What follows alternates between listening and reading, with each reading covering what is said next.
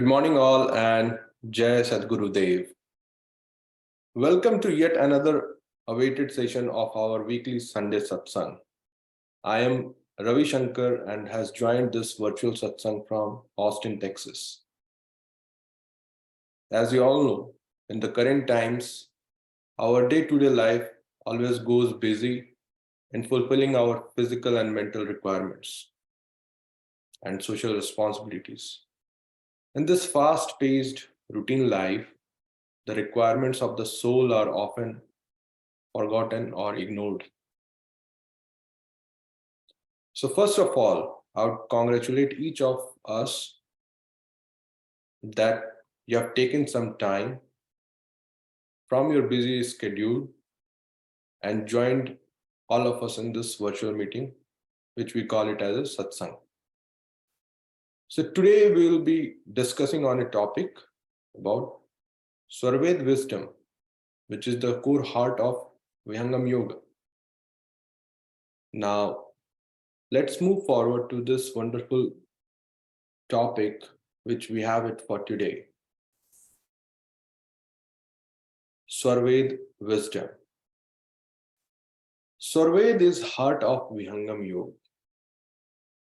Chanting its dohe or reciting its dohe brings harmony and peace to our soul and mind. It keeps us on the path of righteousness. Today, we have a renowned speaker, Dr. Subhash, who has been reading and analyzing Swarved and its dohe for a very long time.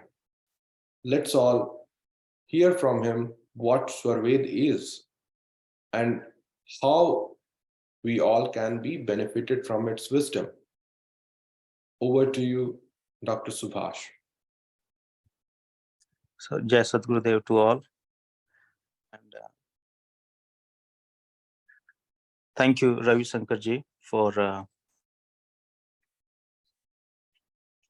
introduction. But with your permission, I would like to make a correction. I wish I had that experience to analyze Swarveda. It's a good granth which cannot be understood without experience. We can just try to understand the meaning of the words, the way it is written, but only an experienced sadhak really knows what Swarveda is about. Thank you, Navy team, for giving me this opportunity. And since Swarveda is in itself a university where every word of wisdom needs to be learned, understood, and more importantly, needs to be experienced. So, if I make any mistake in my explanation of the couplets of Swarveda, please correct me. Please, those who have understood it better, experienced it, please make corrections as necessary. And my apologies in advance if I make any mistake in discussing it. So today for Sarved Gyan, we have second mandal, second chapter, first couplet. प्रत्येक अवस्था योग की पृथक पृथक सब भूमि, पृथक पृथक सब दृश्य है, अनुभव वेता झूमी. So pratyek avastha yoga ki. Pratyek means every. Avastha is your stage. Yoga is the yoga we are talking about in this satsang today. So every stage of योग, पृथक पृथक सब भूमि. Every level or different levels exist. So prithak prithak as in separate. Bhumi is the level. Prithak prithak sab drishya hai. So at every level you have a unique set of experiences. Anubhav veta jhumi. Anubhav veta, the experiencer enjoys the experience of these different stages. So what I would like to emphasize is, just like in our day-to-day life, our career has a different stages, and every stage you have to work hard to complete it. Then there is an exam, you pass it, and only when you pass it, you do not decide whether you will pass or not. Your teacher decides whether you will pass or not pass that stage. Once you pass that stage, then you go to the next one, and then the next one, and then the next one. So in this couplet, Swamiji has elaborated very beautifully that yoga happens when the experiencer, the Anubhav Veta, when the experiencer goes through different levels and have different experiences of each level.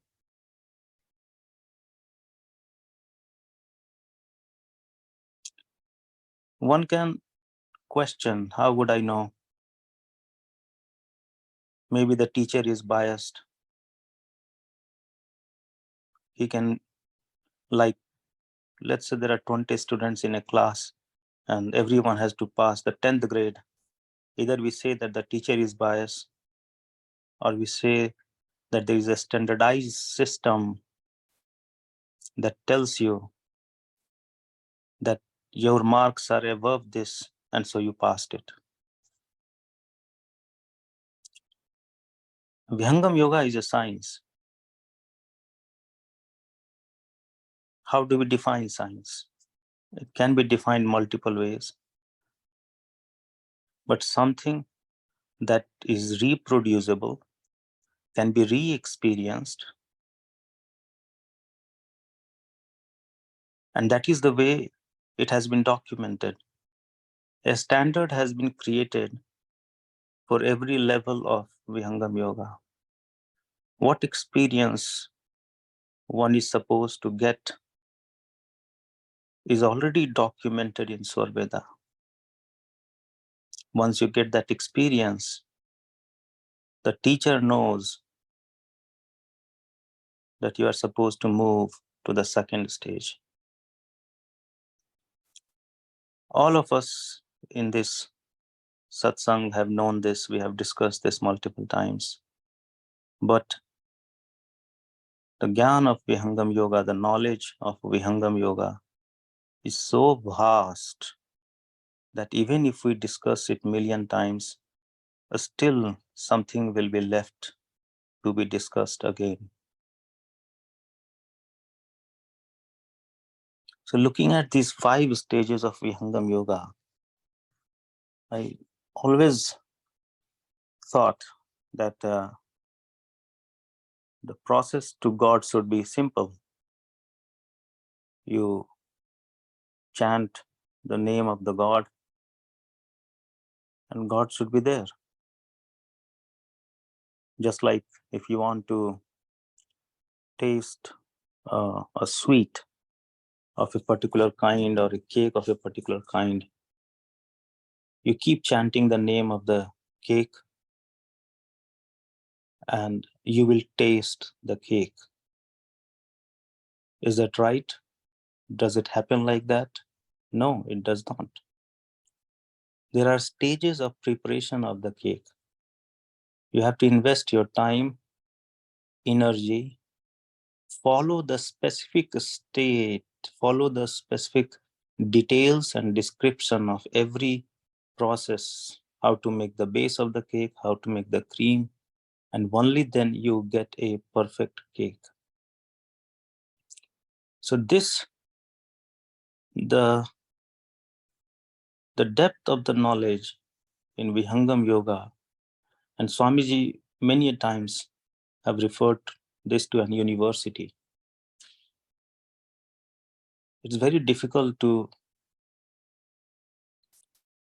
understand. No, it's easy to understand the words, but very difficult to appreciate and absorb the meaning of those words. So only an experienced person who is Anubhav Veta, who has already experienced this, only he will be the one who will define it based on the experience with that passion. So why these 5 stages? Why we meditate? Why we need to meditate? Why we want to meditate? Most of the people, when I ask this question, the answer is because the mind is bothering me. The mind has been taking me from one place to the other. I feel happy for a few minutes, maybe an hour, and then I'm back to zero. There's no pleasure anywhere. So everyone or most of the people who are in search of real happiness, they begin thinking about the wandering mind.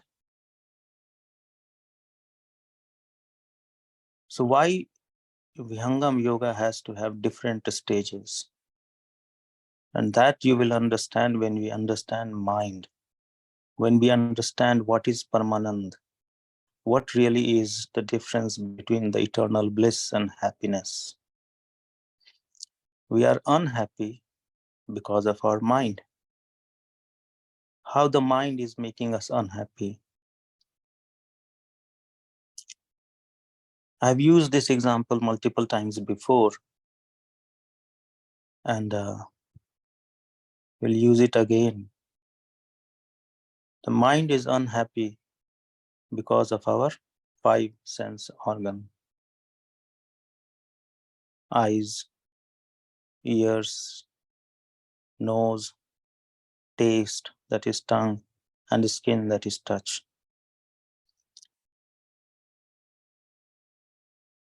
So Ravi Sankarji is sitting in his apartment. How he knows he is in his apartment? Because his hand is on his laptop trying to change slides. So touch is there. He introduced me and he is listening to me. So ears are involved, and so on and so forth. So because of all these sense organs, his mind is right now in this satsang, possibly. Now with this mind, and I'm not going in detail of chitta or the memory that comes to us from lives after lives, but let's just focus in this moment. So in this moment, with these 5 sense organs, his mind is building an image and this memory. Similarly, I talked about this fraction of second. Mind has a speed more than that of light. So talk about every fraction of second in a 24-hour day and how much your mind gathers information from your day-to-day environment. So it has to be distracted. It will be wavering because of the continuous overflow of information from your surroundings. So the first stage of Vihangam Yoga talks about the stage where you take a control of all your sense organs. You use them only for the purposes they are meant to be used and not otherwise. Because before talking about soul and supreme soul and everything else, the first stage is until and unless we control our sense organs, we will have a wavering mind. So these are the 5 sense organs. Out of these 5, which is the one through which our conscious energy is dissipated the most? The eyes. Through our eyes, we lose maximum energy.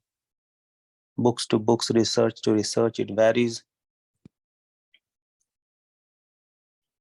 In English literature, they talk about 75 to 85% of the energy is dissipated through our eyes. So if we control our eyes, and what is meant by controlling the eyes? Means you see only you want to see. Let me give you a crude example for this. There have been times when you are watching your television, your eyes are gathering information from the scenes appearing on the television, but still you fail to register any piece of information. Because even if eyes are there, they are still not there, which means eye is like a shutter of a camera.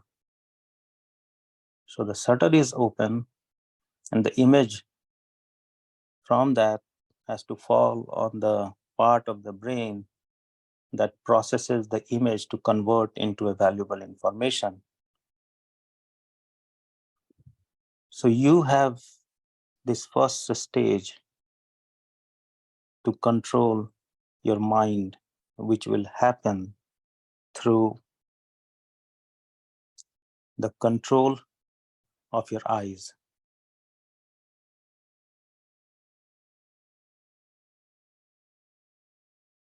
So that is the first stage, and it is the same regardless of any religion.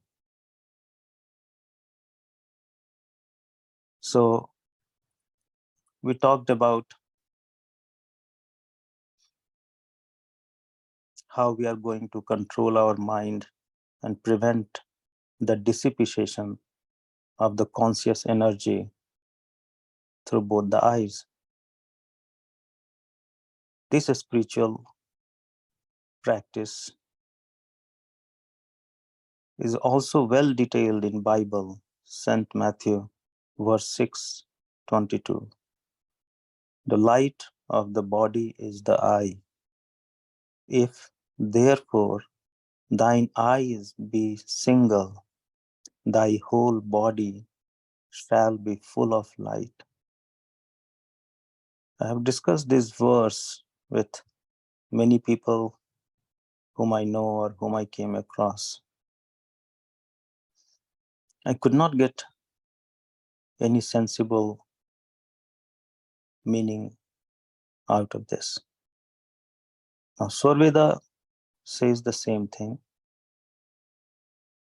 Combine the light of consciousness of the 2 eyes into a single ray, then thou shalt be able to move up, and there is no other way.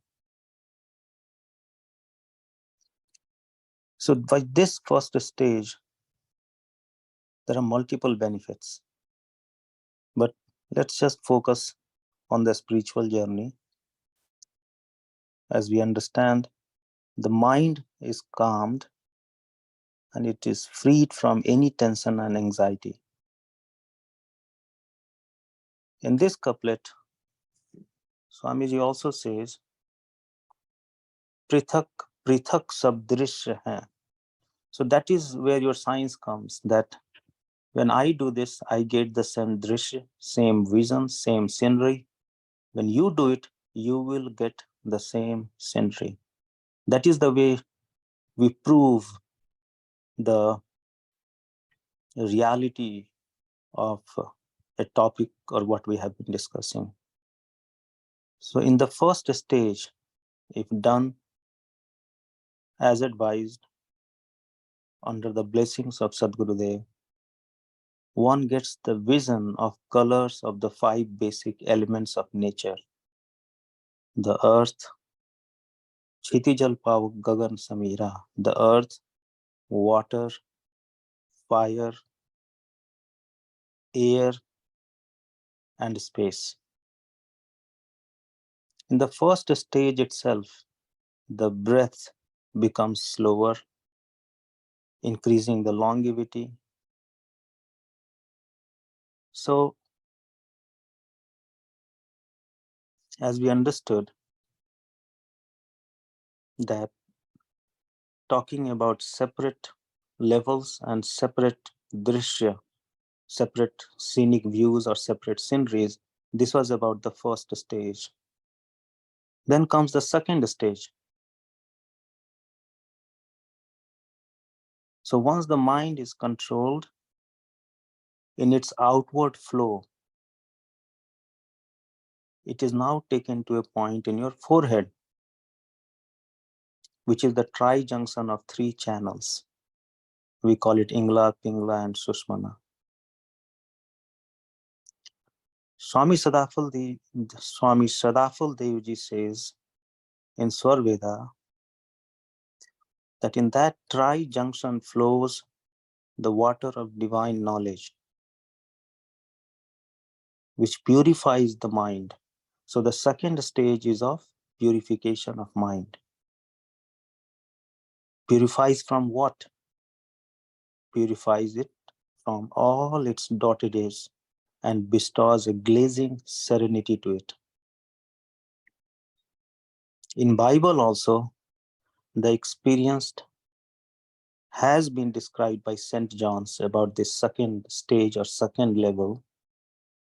The way it says is, and thy shall see his face, and his name shall be in their foreheads. And there shall be no night there, and they need no candle, neither light of the sun, for the Lord giveth them the light. So no source of light is required there because of the light, the serenity, the brightness that the person will be bestowed with.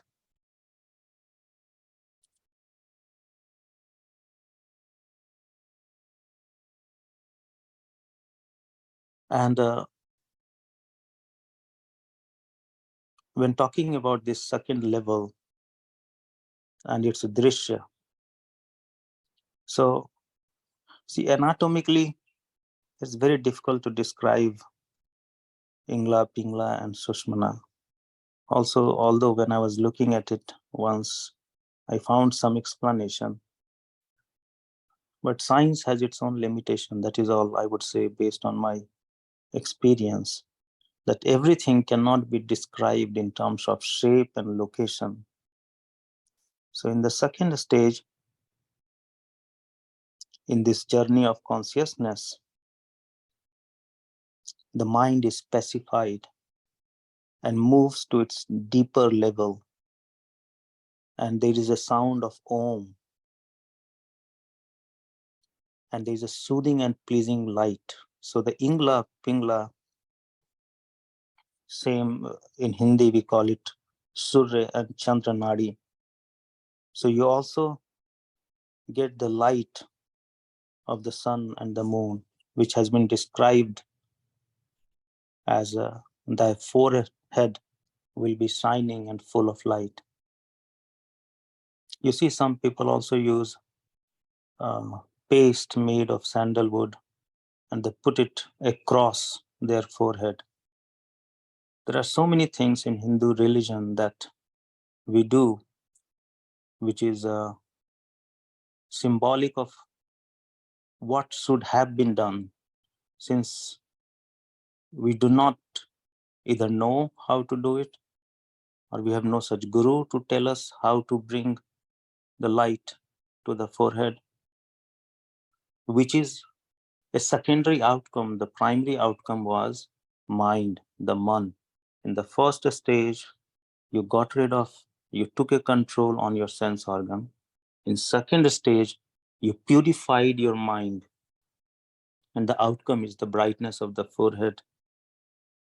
Even in Hindu culture, you also see that most of the females, they put a dot or a bindi or a round dot made of sandalwood paste at that place, so that their mind is centered there and the person can have a peaceful day. From there, the mind is elevated to a higher level than that of an average human being.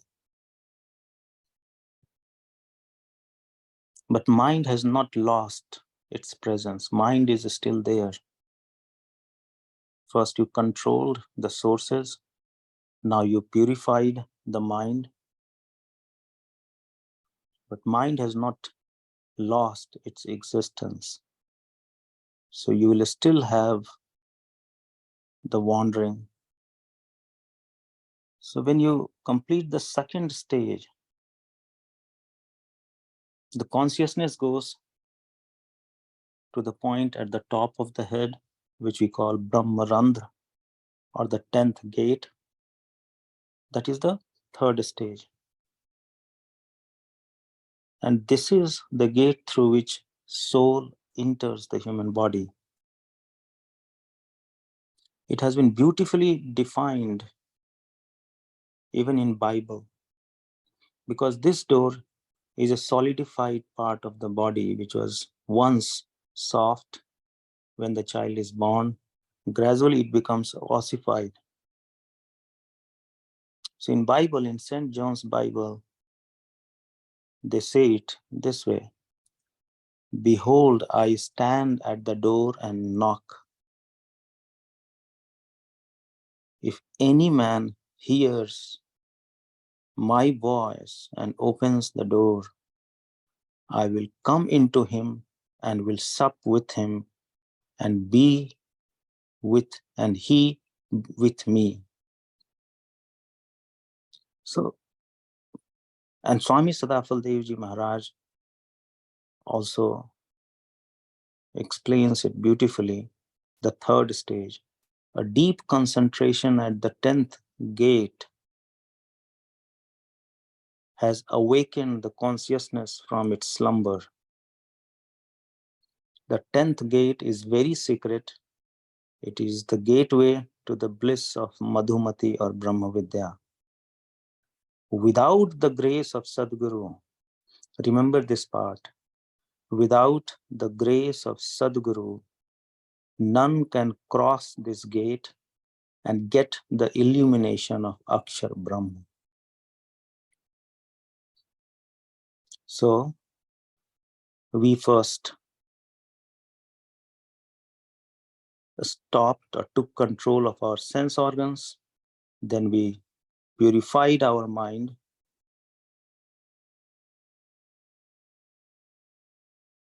and thereafter we take control or dominate over the mind and the life force, that is prana. So that is the third stage. So in the third stage,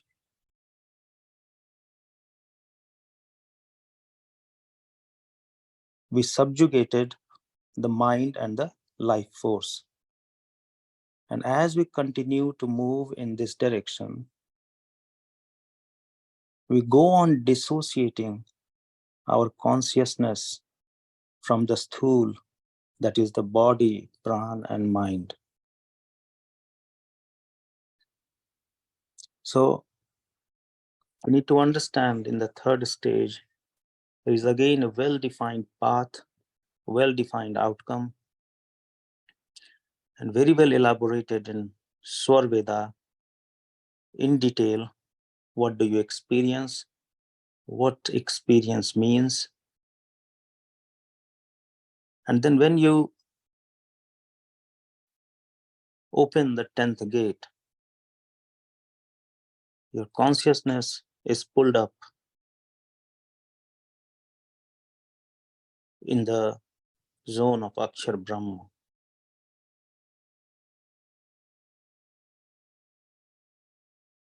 Where the mind and the prana, the life force, dissolve in their origin. And that origin is the Akshar Brahma. So this is the stage which is beyond the Prakritic level. This is the stage in which the consciousness is separated from the physical chaff.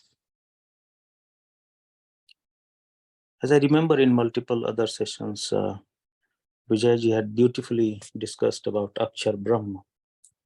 So if I am missing anything or making any mistake, please chime in. So the Akshar Brahma is, and that is the name of the reason why our flag is named because the Akshar Brahma controls the creation and the dissolution of universe through its vibratory sound.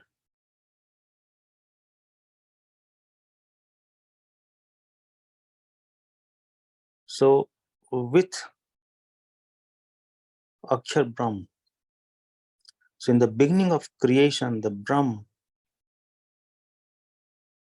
gives motion to the dormant particles of the nature or Prakriti and combine them together to form different states, different shapes. So in this bhumi, in this level, the soul baths in the brilliant light of Akshar Brahma. And that light was not manifest earlier because of the physical chaff.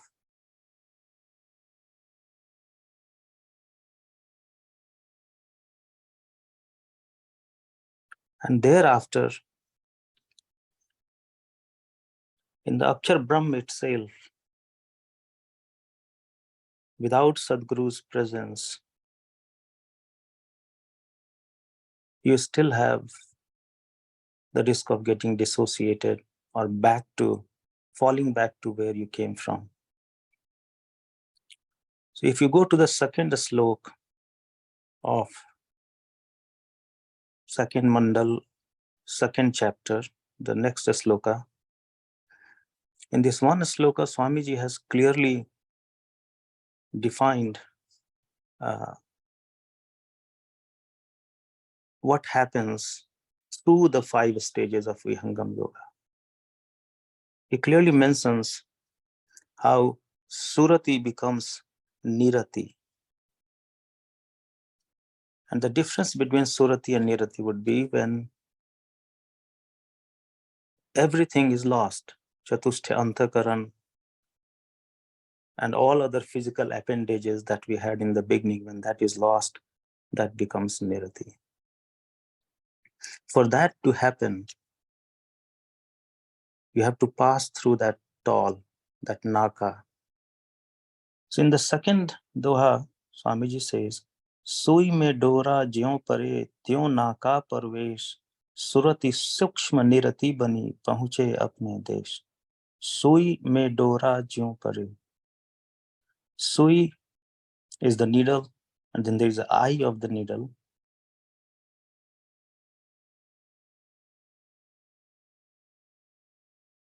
You have to be finer, you have to be sukshma, you have to be molecular, you will have to shed all the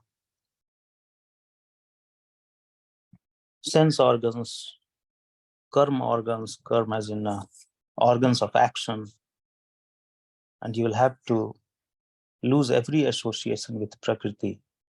As you lose all those things, you become finer and finer and molecular, just like a thread. Fine thread is woven through the eye of a needle.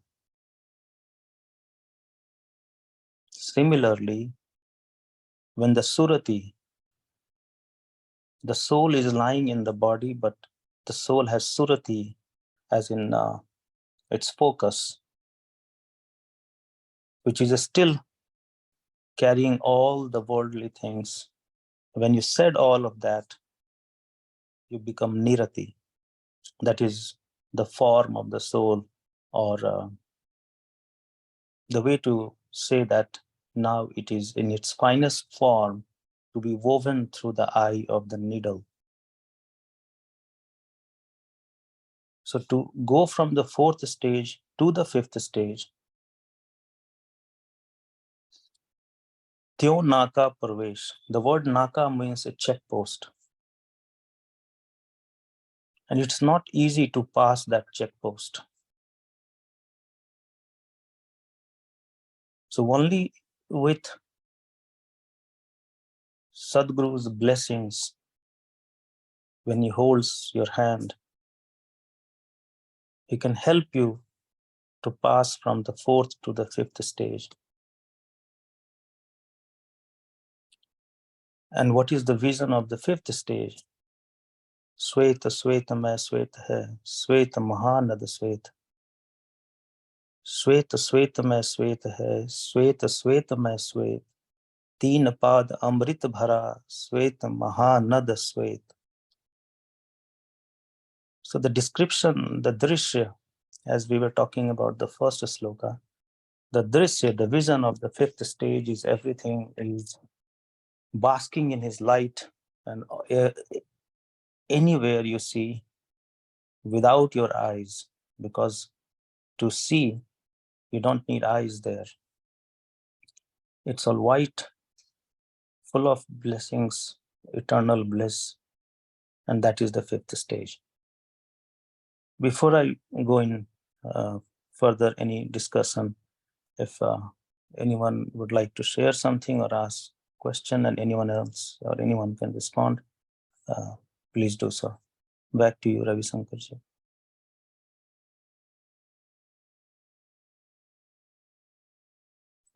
Yeah, thanks, Subhaji. Yeah, if anyone have any questions or they want to ask anything about today's Doha. Jai Sadgurudev. Subhaji, I just have one question here. And again, whatever you know or understand, maybe you can just share with us. We normally talk about this surti, becoming to nirati. And we also say that, okay, when surti becomes more subtler, then it becomes a nirti, and then we are able to enter into that conscious zone of Param Purusha. My question is just for a layman term, like how when we say that a surti becomes subtler, and then when we becomes subtler, it becomes a nirti. What is the process of making surti more subtle? How do we do it? I mean, from a practical ground perspective, I do not understand. It's just the verbiage, the term that I know, that okay, surti, sukshma nirti bane, right? But from a practical perspective, I am not able to comprehend what does this actually mean. How do we convert it from surti to nirti?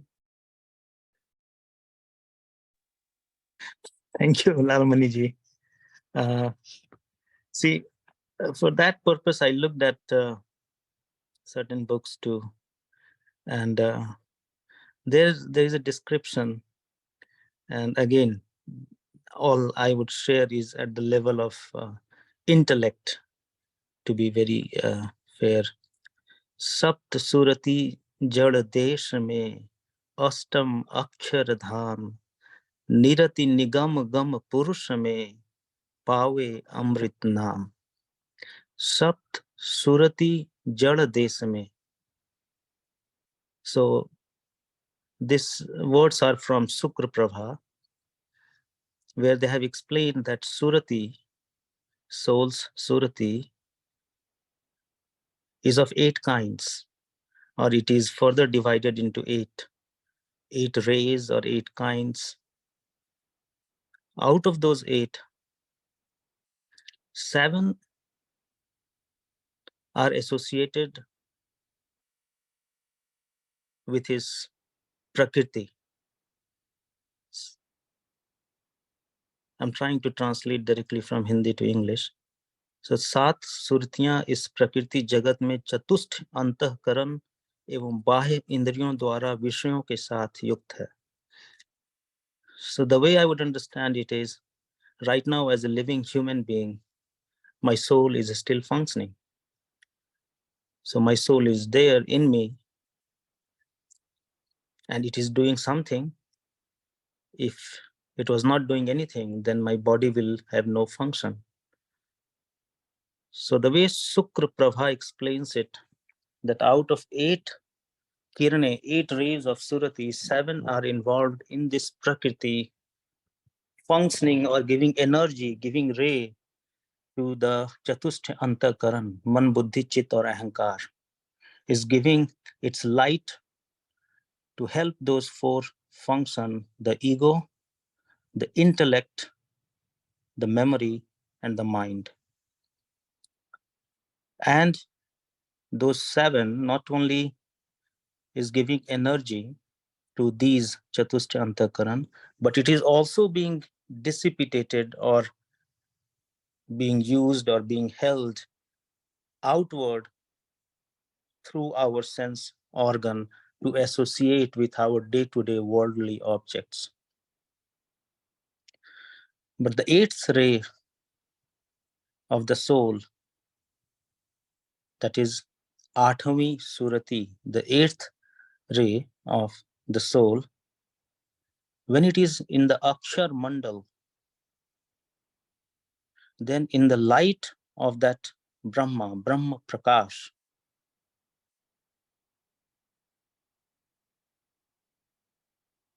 it becomes stable in its original form.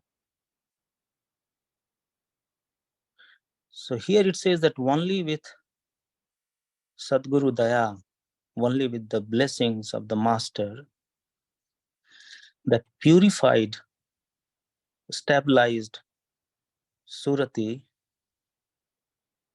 can then, and that will be the Nirati. So we discussed that Atma has 8 Suratis. Out of these, 7 are involved in Prakriti. The one, because even when you are meditating, your body is alive. That life force for the body is coming from your soul. You can't be breathing. You can't be sitting down. You won't have muscle tension in your bones and muscles. So it means all these are still functioning from the soul. So I think the understanding of Surati would be the way in Swarveda, the example is of a village woman who is carrying 2 vases full of water around her waist from both the hands, and her Surati is on the topmost vessel filled with water. So even if she is not holding the topmost vessel, it is still not falling because she is holding it with her Surati. Other examples of Surati is just like the sun. The sun is situated somewhere else, but we see the rays in our room. So that is the surati of the soul. If we say that sun is a soul, then its rays are the surati. So for the soul, these suratis are keeping us alive and functioning in our worldly physical form. Because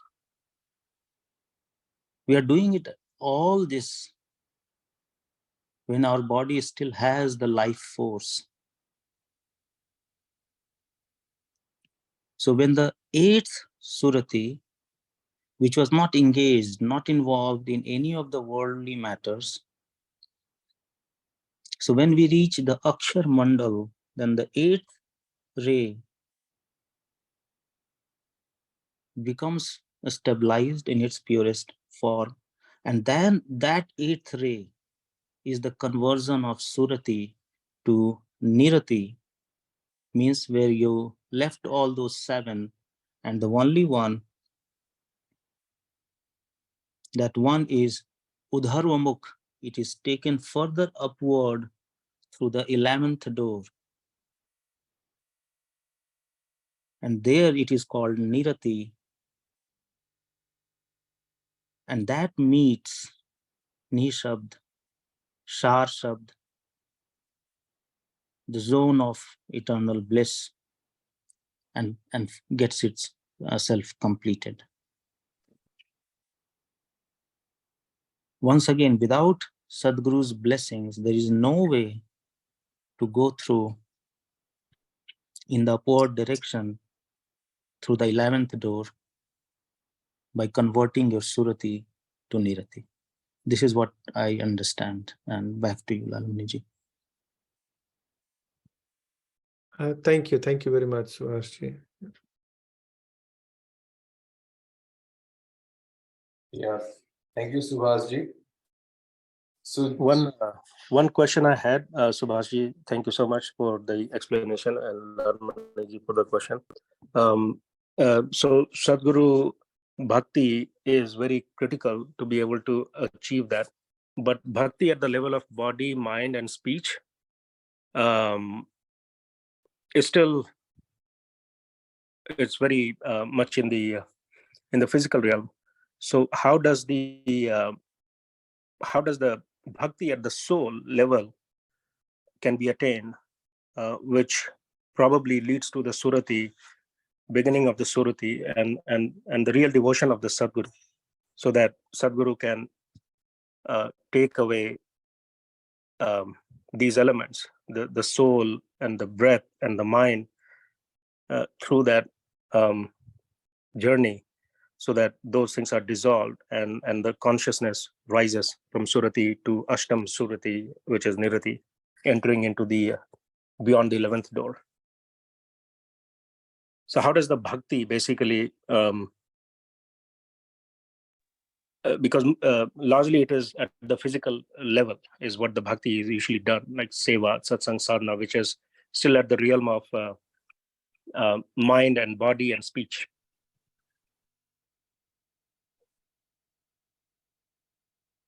So, Niranjanji, thank you for asking this question.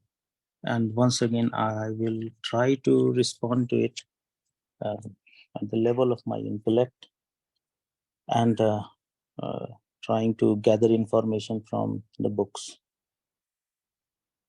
So, the bhakti at the level of body and mind happens because that is the only connection that we have with the external world. And because of that connection, we first begin bhakti at the level of the body, speech, and mind. It can only change from the bodily devotion to the devotion at the level of the spirit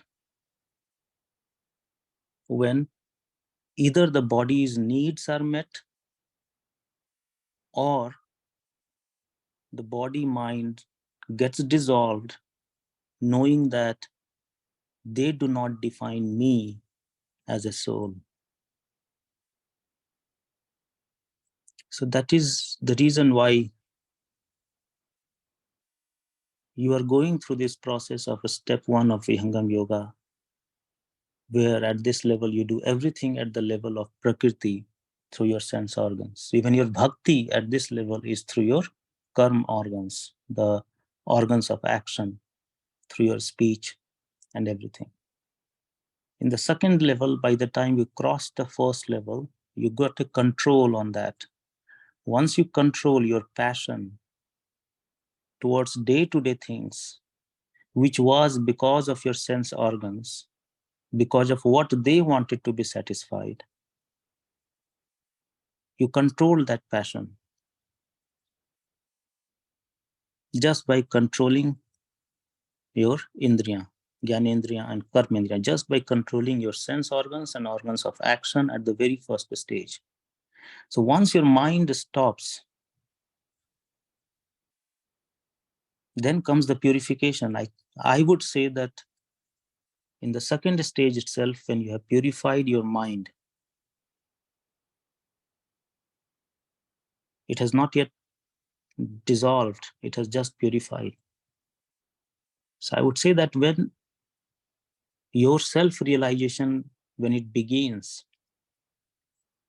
that I am not this body, I'm not here for this worldly day-to-day pleasures, I'm not here just for eating, sleeping, doing day-to-day things and going into this process like a circle, 365 days of a year, years over year. So the moment you realize you are a soul, then the same way your indriyas pull you, make you passionate towards whatever will satisfy those sense organs, like eyes will be satisfied with some beautiful scenic view, some nice movie. Same way when your soul becomes hungry, same way you have realized you are a soul and the soul becomes hungry, then your surati, which is involved in prakriti through those 7 suratis, will be deviated, will be diverted, not deviated, diverted upwards. And then your bhajan will start happening at the level of the soul, because now your soul is yearning. And as Swamiji has said it very beautifully, that what that prayer looks like, the prayer at the level of the soul, the prayer in which your surati, ahirnish, your surati is situated or focused on that Parbrahm, in the desire, in the yearning to get it. And I liked this very well, is चातक आठो याम की शशि चकोर की रीत, भृंग ईश्वर मृगा चले अहिर्निश जैसी प्रीत, ahirmani jaisi preet. So that kind of love and devotion, when you develop, then your bhakti, your prayers begin at the level of surati. Papiha take hi na taje salabh deep tan nash, ऐसी प्रीति जो संत की दर्शन छठवां मास. So that love, that desire, which can only come to your consciousness when your soul takes over, when the realm of your mind is destroyed, and then you realize I am a soul, and then you start praying for the soul to go to its original place, to Chidakas. So if the soul is yearning to go to Chidakas, then soul's devotion and prayer will be what I said in these few lines. I hope I was able to answer it to some extent. Back to you, Niranjanji. Thank you so much, Subhashji. Is the Chidakash Ni Akshar zone beyond the 11th door? My understanding is Chidakas is Akshar Brahm. I see. Between the 10th and the 11th door. Yes. Thank you. Thank you so much. You're welcome.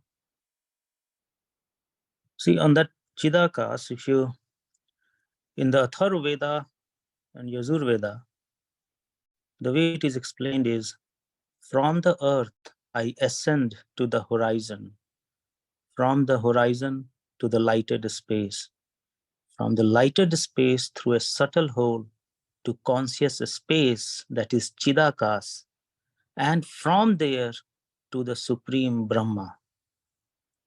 So here the earth is the body, the horizon is the forehead, the lighted space is the third stage, and Chidakas is the fourth stage, and the supreme light is the fifth stage in the practice of Vihangam Yoga. So I would say that Chidakas is Akshar Brahm. And as you said further, it is the pathway from there to the fifth stage. Thank you. Back to you, Ravi Shankarji. Yeah.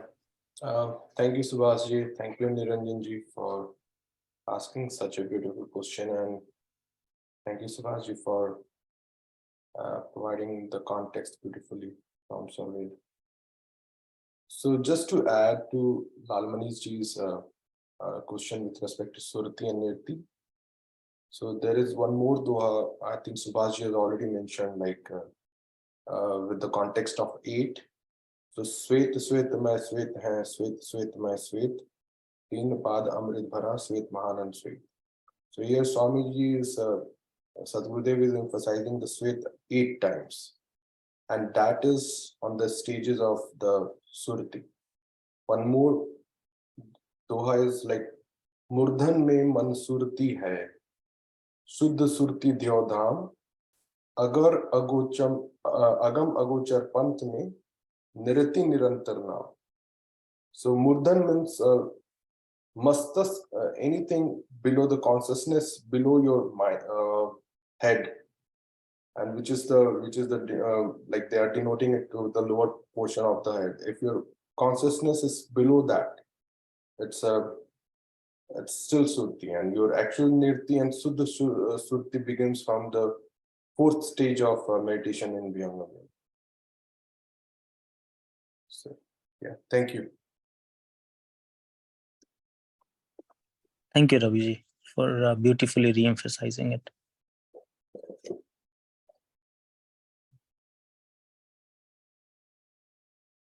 So, anyone have any more questions?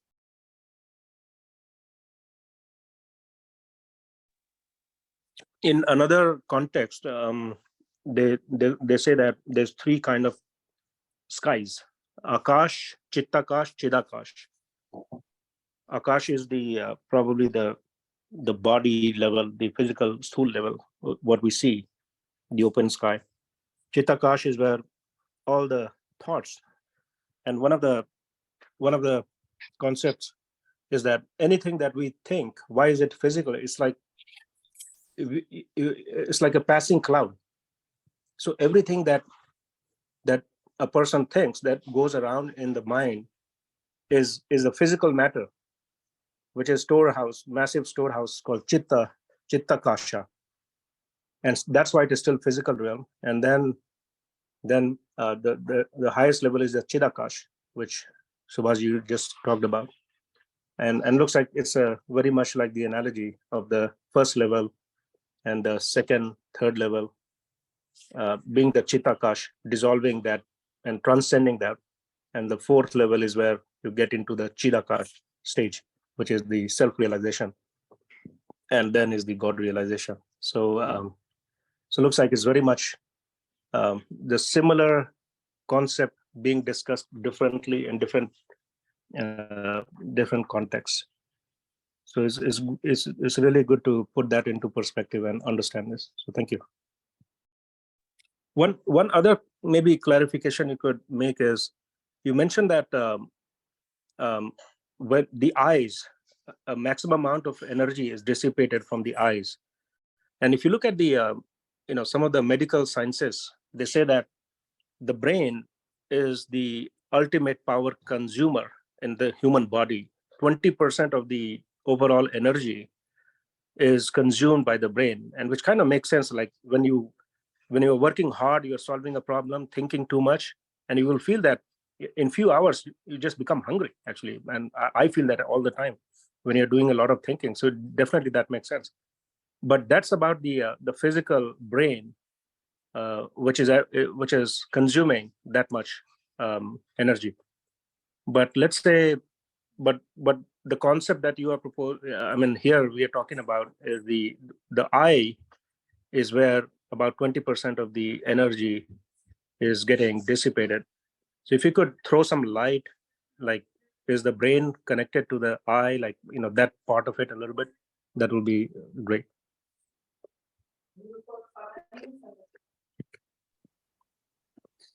Yes, Niranjanji.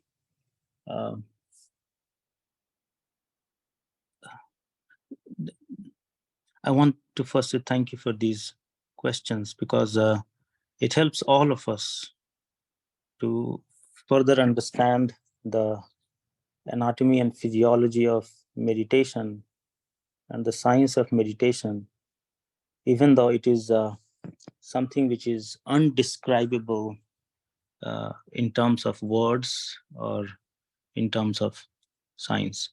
So brain is only 5% of total body weight, and it consumes 20% of the total energy that a human body needs.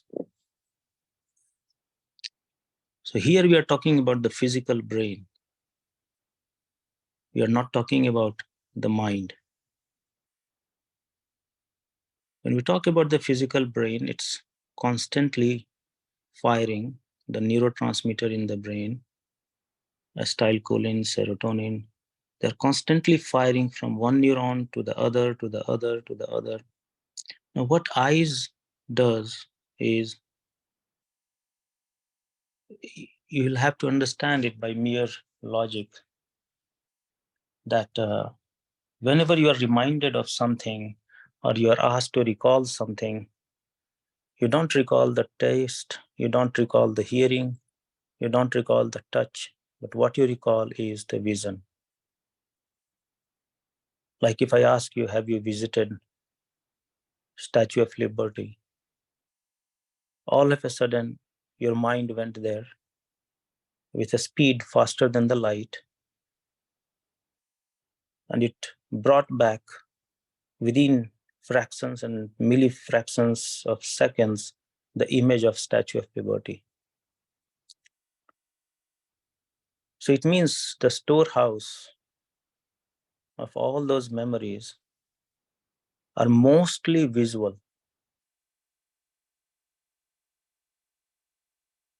And that is the reason why when we do sleep study and we have the subjects in a dark room and we use flicker of light to see whether the brain will seize or not seize. Again, encompassing the fact that even if there are 5 inlets in this CPU of brain, the broadest, the biggest, and the maximum energy or raw data comes from the eyes. When you open the eyes, you can see up till the sky, but you do not acknowledge it.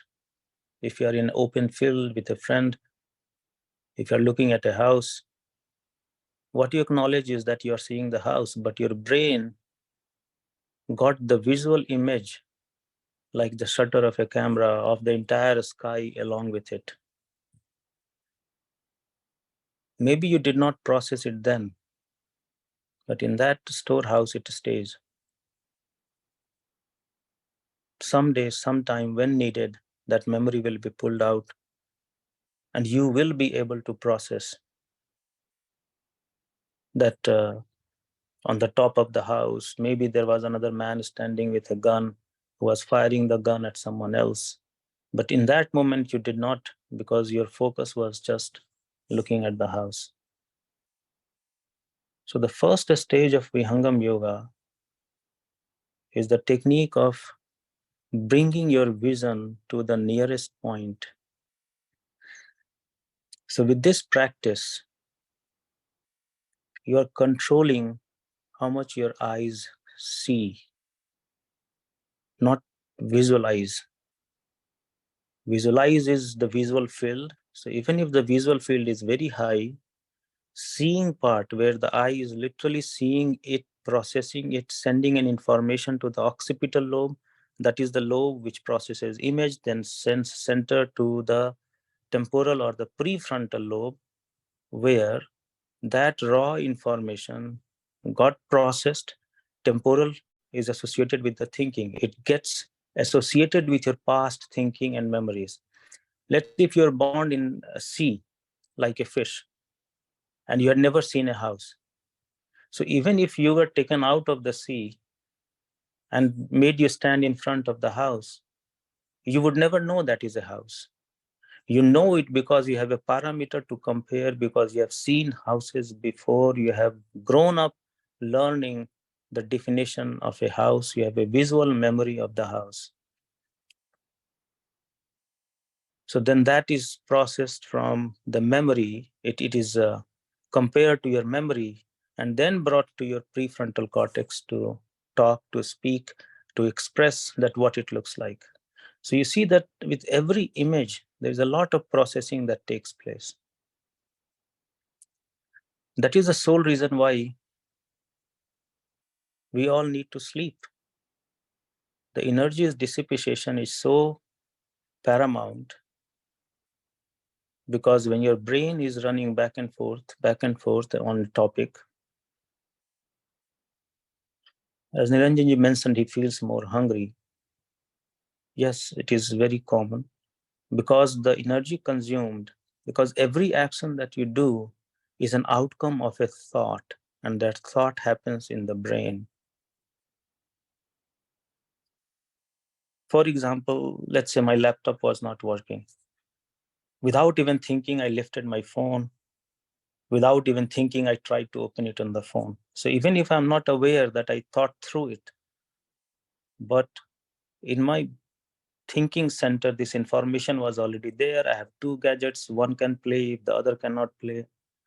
So that within the fraction and the milliseconds, that information got processed based on the situation, the visual memory, and brain got involved so much in all that it brought it to my hand, and hand moved to lift the next cell phone. So every action is an outcome of a thought, and that thought originated in your brain, compared with what you have learned, processed it, and moved it forward. In doing so, we gather so many such thoughts which are of no relevance to us, which are of no importance to us, which we have no control over, or we have nothing to compare with.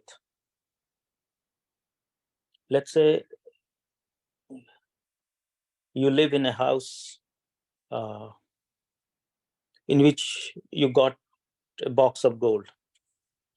Now, you have never learned growing up what to do with a box of gold.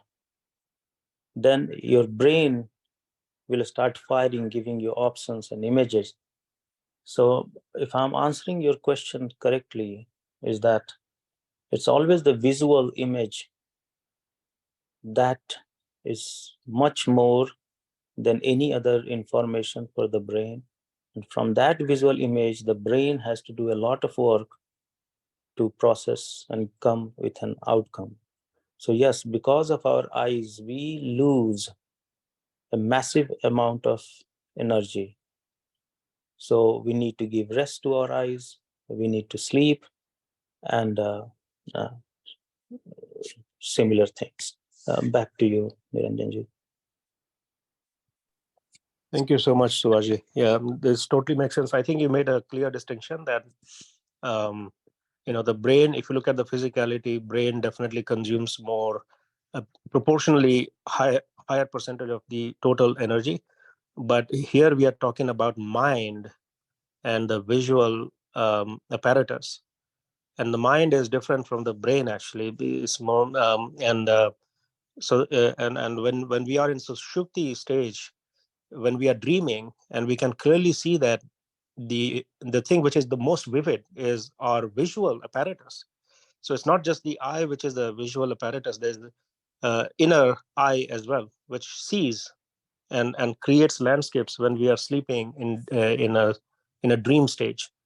And but when we are in the waking stage, it is uh, it is no different, and we are dissipating a lot of the um, uh, the information, gathering a lot of stuff through the visual apparatus. Of course, we are gathering through hearing as well, through taste and smell and touch, but definitely through the visual is much significant.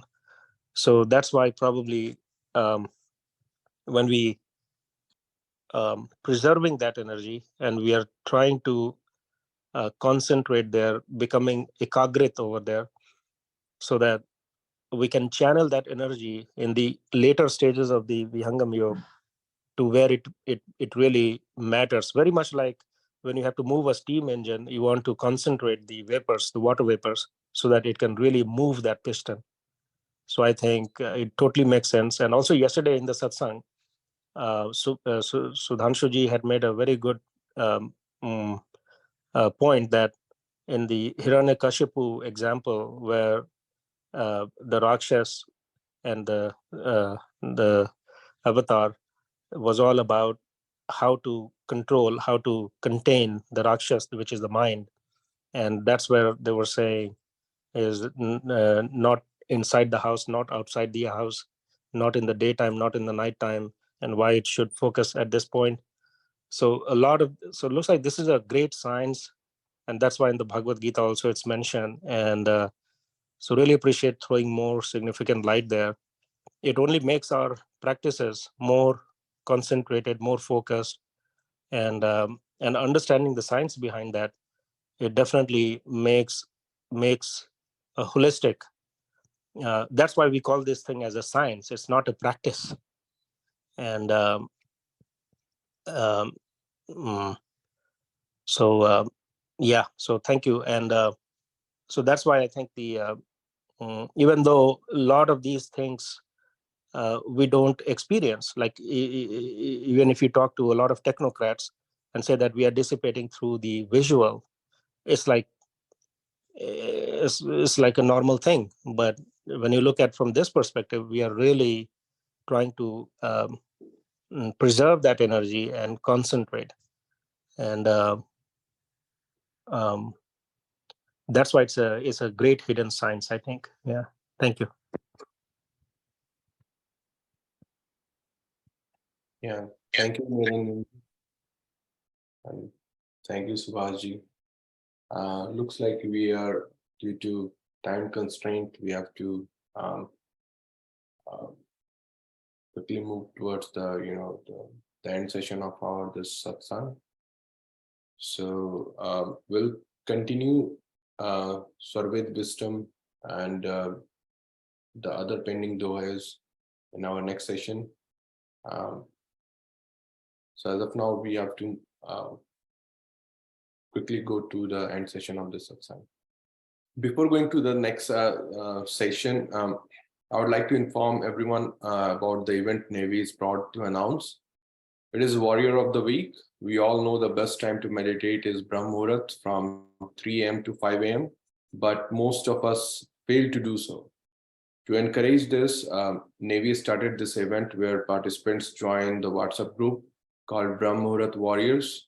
Each participants practice Brahm Muhurat meditation on their own.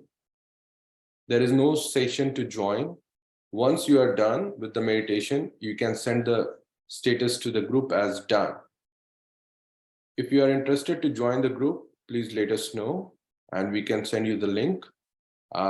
This week we have Warrior of the Week is Surya Lam Raju ji, Tejinder ji, Maya ji, Yogesh Shirsagar ji, Vinita ji, Prachi Shirsagar ji, Lalmani ji, Srirang ji, and inductees of the week is Neha Kumari ji, Rashmi Gyuri ji, Dipti ji, Ranjani ji, Bhagwati Patel ji, and Amit Talekar ji. Thank you so much. So we have now reached the last phase of today's satsang. In the Shanti Path, we chant for peace for everyone who exists in this universe. May Sadhguru Dev bless the entire cosmos with peace, love, and prosperity. I would now request Dev Ji to recite the last few lines of Shanti Path for us. Over to you, Dev Ji. Shanti Path. Hey Prabhu Shanti Sarupa Ho, Shanti Shanti Maya Shanti, Shanti Shanti Jana Shanti Ho, Purna Shanti Maya Shanti. Hey Prabhu Shanti Pradana Kara, Duraho Sarva Shanti, Deva Sadafala Shanti Maya, Shanti Shanti Sukha Shanti. Jasa Gurudev. Thank you. Thank you, Dev Ji. You have sung Vandanarti and Shanti Path beautifully, and thank you so much for that. I would like to thank all of you for joining us, and also encourage everyone to ponder over topics and the survey duas what we discussed today. Navy has been conducting the Sunday virtual satsang and Vihangam Yoga initiation workshops all over the USA and North America over the last few years. Any queries relating to this can be sent us as via email at info@vihangamyoga.org. I would also like to thank everyone who speaks, primarily for prayers, Jessica ji, for taking the topic, Subhash ji, and the final prayers, Dave ji. And also, I'd like to thank the participants who has asked such a beautiful questions with respect to the Swarved Wisdom topic, for their valuable contributions in today's session. Thank you so much. See you all next Sunday at 10:30 a.m. Eastern Standard Time on the same Zoom session. And have a wonderful day and a week ahead. Jai Sadhguru Dev to all of you.